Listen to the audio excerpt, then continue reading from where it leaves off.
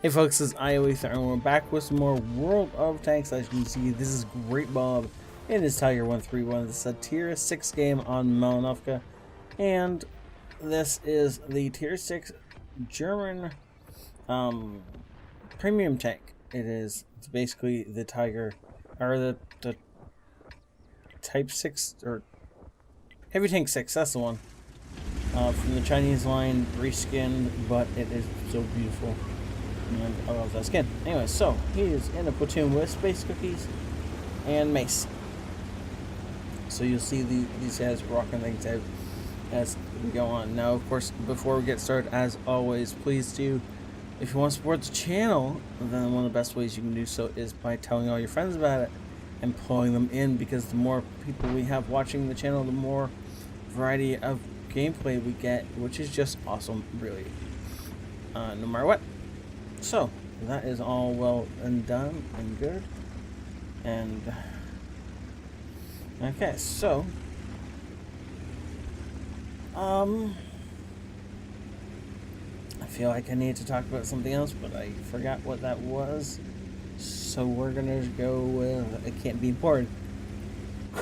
Sorry, the yawning, it might happen over the course of the video. I'm recording this early in the morning, trying to get this done, and for the week I try and get all of my videos for the week done as soon as possible so that I can go and spend the rest of the day with my daughter. So yeah, there is that. Now, seems like most of our team is still in base, which is bad, because that means we gotta take the hill with this tiny little force. It's gonna be 5 tanks maybe, and they are going to have a couple of air rails, a KV2, that's a lot of tanks going to be up there.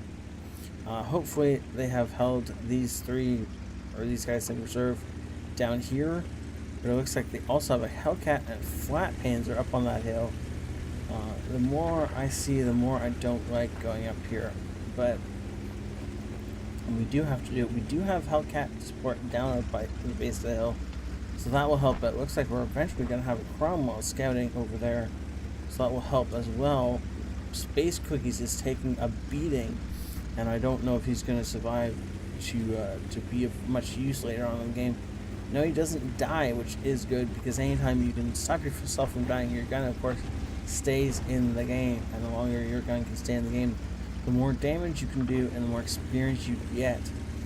Now I'm just going to flip over to fixed cam as we get closer to the battle, and we see that Space Cookies is still doing his best to stay alive. He's staying in the back and letting other people take the damage. Specifically, things seem to be aimed at our KVA-5. He has 3 or maybe 4 enemy tanks around him, shooting at him, popping over this ridge just in time to... No, I thought we were just going to take out the E2, but that's not what happened. Unfortunately, we lost Space Cookies to the Hellcat, and for some reason our Hellcat has decided he needs to come up here and be a body shield, which is not really necessary, but I appreciate the effort anyway, you know.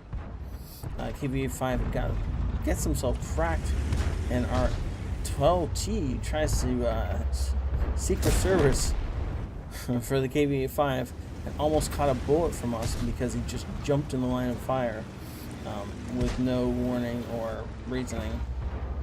I understand that he was trying to unload a clip into a KVA-5, but there's no reason a light tank ever wants to be in front of a heavy tank unless it's loaded, and the KVA-5 definitely was loaded. But that's okay. He obviously did what he thought was right, and we didn't pay too badly for it, and he didn't need a disease, so overall it's going to be fine. This thing is going to be a terror if we cannot take it out of the game. The OI has a big old derp gun on it, and it doesn't have to hit us really to do damage. It can hit next to us to do damage. It can also not pen and still do damage. So if that thing does load some premium and pens us, then that is going to be game over. But I think the only way he can pen us with that gun, even with premium rounds, is going to be up in the rear. So we don't have too much to worry about. We do, however, now, see, that was a non-penetrating hit. Do have to concentrate our fire. We either have to aim for the flat parts of his armor on his turret or the side of his tank. if we're shooting angled parts of his armor, we're not going to go through, which is going to be very bad, especially when he can do 400 damage pretty much at will, and our health was less than 400 damage. Now, aiming, oh, not enough lead on the T-34A5. I'm not going to get a second shot out before he even Hunter pushes. I'm going to push over this ridge line and look for the shots on the E8. Now, the E8 is falling back, but he's not falling back very quickly, and he's kind of figured out he's got the rear end of his tank pointing in the wrong direction as he was falling back facing us. Now, if he turned around immediately and ran, he would have made it. He may have taken a shot, but he would have made it. But because he tried to back up and we were faster forward than he was backwards, then he wasn't going to make it. Now, occasionally you might get yourself in a situation where you need to reverse slowly, and in order to keep your best armor pointed at the enemy. But if there's significant distance between you and the enemy, and they vanish, just spin around and run if you need to. Because especially if you have a tank with mobility like the E8, if you have a big lumbering heavy, hunker down, find some cover, like the dead tank, hunker down behind it, and try and hold your ground. Running in a heavy tank is just going to get you killed more often than not, unless you're in a fast heavy. Nice shots on this E8. There's no idea where he's getting shot from. He's zipping and zagging. Oh, he's actually going after the Cromwell, thinking the Cromwell is doing the spotting, which is exactly what's happening. That or the Cromwell is just an easy target. Unfortunately, not able to pent the side, hit the tracks, just take the tracks off. Of course, there is a ton of spotting damage we get for that. And now there's only a Type 64 and a Hellcat to contend with 7 guys left on our team. It's unlikely they're going to take all of us out, but our Cromwell is actually, the 2 scout tanks are very, very heavily damaged. If the Type 64 knows what he's doing, he can, yeah, that was bad from the Hellcat. Could just one-shot the 12T and did exactly that. Now the Cromwell is trying not to get himself one shot, well, 2 shot, but it takes Type 64.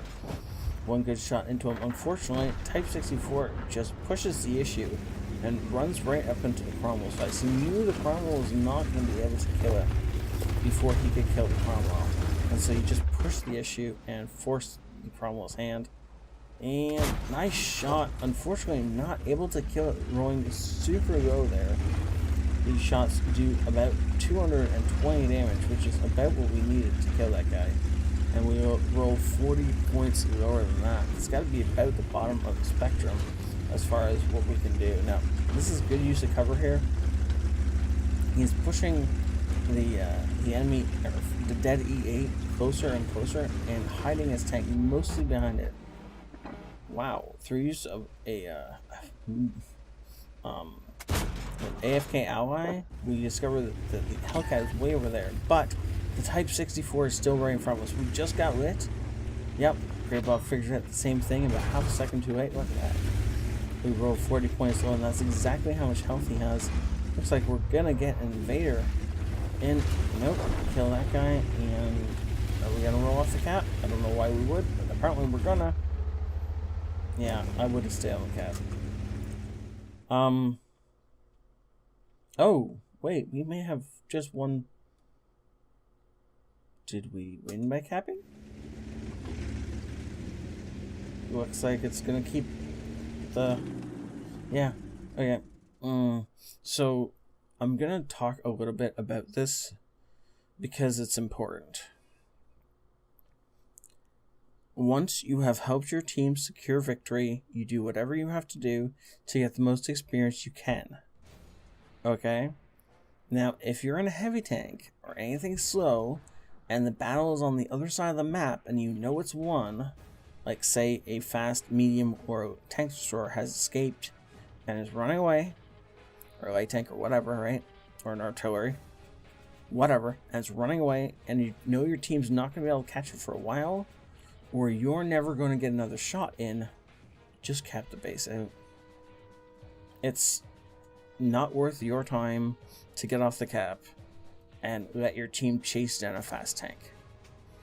If that Hellcat had gotten away from our number 6 heavy and you know, got around him, Great Bob should have just kept it out. As it turns out, Great Bob wasn't going to get any more damage done.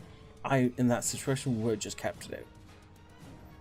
Not a doubt in my mind. After the Type 64 was dead, preferably, because that's 40 more damage you could potentially get. So you want to try and get that first and then cap it out. Because there's no way you're getting over to that hell cap. So you might as well just finish the game. Yeah, it's kind of selfish. I don't really care. Mastery Badge, Ace Tanker, Bruiser, Fire for Effect, the coveted coveted High Caliber, and the awesome Confederate medal. Good job, sir. Unfortunately, not able to get many kills, but he definitely assisted his team in doing a ton of damage. Mace and Mace deserves props definitely for 1500.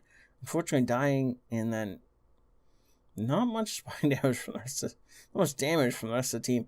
If Great Bob had died earlier on, that would have been a bad thing. That OI actually shot at him and missed. If that first shell from the OI connected, this game may have turned out completely differently. Well done, sir. Making a grand total of 50,000 credits, and that's only because he fired so much, either so much or so much gold. I don't remember which it was. It doesn't really matter. And you can always help with a little bit of damage by armor. Unfortunately, not enough to get the invader, but he does still get credit for capturing the base. Good job, sir. Thank you so much, Great Bob, for saying this in. Thank you all for watching, and if you want to support the channel, please do pull your friends in. That is the best way for the channel to grow, is for you guys to help it grow. And I will see you all later. This ioEther out.